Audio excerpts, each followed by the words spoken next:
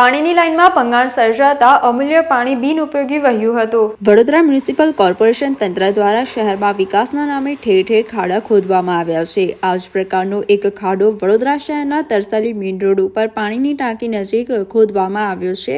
આ કામગીરી ચાલી રહી છે। ચારે બાજુથી ખાડા ખોદાયા બાદ રોડ તો બંધ થઈ ગયો છે। તેવામાં આજે સવારે પાણીની નલિકામાં ભંગાણ સર્જાયું હતું। આ ભંગાણ સર્જાતા પાણીના ફુવારા હતા। ઉલ્લેખનીય છે કે થોડા દિવસ પૂર્વે જ વડોદરા શહેરના મચ્છીપીટમાં પણ મુખ્ય માર્ગ ઉપર પાણીની લાઇનમાં ભંગાણ સર્જાયું હતું અને 6 ફૂટ ઊંચો ફુવારો ઉડ્યો હતો।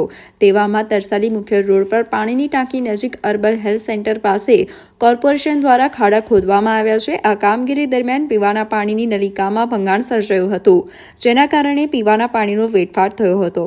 સમાચારોના સતત અપડેટ મેળવવા માટે લોકમત ન્યૂઝને YouTube ઉપર સબસ્ક્રાઇબ કરો, બેલ આઇકોન દબાવો અને અમારી સાથે જોડાયેલ રહો ફેસબુક, ઇન્સ્ટાગ્રામ અને ટ્વિટર ઉપર।